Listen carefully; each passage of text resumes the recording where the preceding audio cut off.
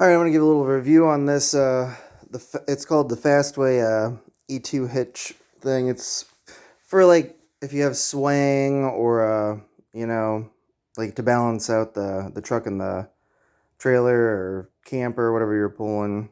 But you could use it on pretty much anything that has a frame for it to connect to.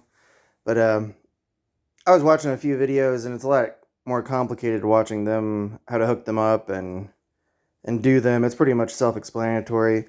You just put these on 24 to 27 inches back from the where the ball goes into the little coupler, and then just torque these down. I think they were like 100 foot-pounds. These are 100 or 67. You could just use a little cheap impact and put them on there. I think I did them all to 100, give or take. So these little ones were 100. These are 100. These were a lot more. The ball one was way up there, like in the 300 or 400s. But anyways, for the most part, you put those on 24 to 27 inches back, torque them down, throw this in there. There's actually, I didn't know what they were talking about at first when I put this on, but there's washers, and they go inside here. And I think it comes with 4 of them, I'm pretty sure. But it's to level out the ball, so if you have the, like here, let me show you. Like, you can kind of see how it's like tilted back. Well, there's a screw or a bolt right there. Oh, there you go, right there.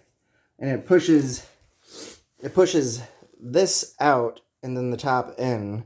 So then it locks in there. But you got to make sure when you're adjusting it up and down for the height to make sure it's level, that when you tighten this bolt, this one will be locked up so it won't pull in all the way. So be careful of that, because when you're torquing it down, it won't be accurate. Like when you're just adjusting everything, leave it loose and then adjust the tilt to the ball before you torque down the major bolts there that hold the hitch to the ball for the most part. But yeah, it's pretty much self-explanatory. All you gotta really do is just make sure the ball is level with the trailer. Make sure your trailer is level, and then make sure this is level with it, and then, you know, get her done, put it on there, and then just throw the bars in there, jack it up so that the bars raise up to those right there, slide them on, and you're good to go. I had best results because I was hauling a big 40-foot camper, and I had these maxed out. I put them all the way down to the last hole there on these, so it was completely maxed out. But I will tell you what, it was almost undrivable, the camper that I was driving. I didn't think this was going to do much of anything for it, but I absolutely, anybody with a camper at all, like, even if it's a little one, I would recommend getting this because you'll be straight as an arrow. Like, it was unbelievable to me how well this worked. Like, and like, I was off one bolt hole when I started out, so like I had like 2 spots that I could go for the most part, and I had pretty good control, but it was still swaying, and I was like, oh great, this thing doesn't work, you know? So I just put it all the way to the last one, and I'll tell you what, it made a complete difference. I was able to go 80, 90 miles per hour down the road with a 40-foot camper that's 11,000 pounds, you know, and the crosswinds I think were like 20 miles per hour. It was unbelievable. I had full control. When I didn't have them on there, I couldn't even go. Well, there was really bad crosswinds that day too, like probably like 25 mile per hour winds. But anyways, I didn't have these on there, and I hopped on the highway. I couldn't even go 65 without it being sketchy, because if a trailer or a semi would have flew by me, oh man, I almost actually did wreck. And luckily I got this, because I made a trip from here to, where did I go? Georgia. Can't remember the name of the town. But got these, threw them on there. Completely pleasant drive.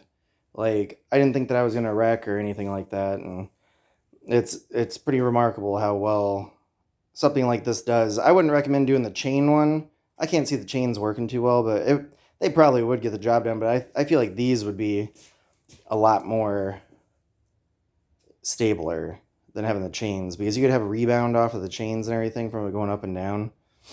You would think like a little bounce maybe or something, but this is the first time I've ever used anything like this, so I was actually completely impressed. And I got this for a really good deal. I think they're like $400 or $300 or $400, $500, something like that, right around there, $300 to $500. But I got this for $50. Just like 60 miles from my house. So I went and picked that up, and I'll tell you what, it made a hell of a difference. This one's the E2 one. Let's see. It should have part numbers or some shit somewhere, I would think. Yeah, it's the... Let's get this stuff focus here. It's a 10,000 pound one. I don't know if there's any... I saw part numbers somewhere. I was looking around. I don't know where it went. Let me see here. Here's some number right here. I don't know if you can see that. That might mean something. I saw a different one though somewhere. I can't remember where I saw it at now. It's losing my mind. That might have been the number. I don't know. I'm tired, so. It says E2RB0710. But quite an impressive little setup. And I would there's a lot more detailed videos of throwing it on there, but for the most part, boom, you put these on the frame rails like that. They were saying you could do them upside down too, but I don't know what the hell that was for. A different frame. But you bolt these two on first, leave these off, torque these bolts down. I could have swore it was like 60 something. I didn't get the instructions, but it was like supposed to be like 67 or something like that, or 60 something foot-pounds. I just did them to 100 or 80 to 100 and called it a day because, you know, I thought that was good enough. And I didn't even torque these in. I hit these with a little cheap, like a little DeWalt impact that I got that only goes up to 100 foot-pounds. So I did that, but then I did go over everything with a ratchet and a wrench. These, I think these were supposed to be like 130 each.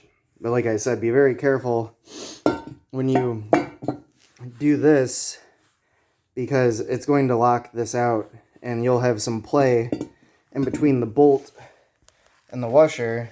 And then when you're torquing this down, it's not gonna, it will not suck that bolt through because it's pinched in there. So, and then you'll be driving down the road and then probably hit some bumps and then you'll get some slack in there, and who knows, maybe your nut will fall off the bolt and then the bolt will come off and then that could just swing out and then you get into an accident. But totally, for anybody like that has a camper, like a big especially a big camper, I would buy this, like for sure. I probably won't ever get rid of this because like I was that impressed with what it did. I'll just keep it just to have it in case I get like a big giant camper. But it will definitely keep you safe on the road and you will not wreck. And you will be stable and like very confident in driving. So I would give this thing a 5 stars, 1 million points, and, you know, tell everybody to buy it. So, yeah, good luck on your camping adventures, I guess.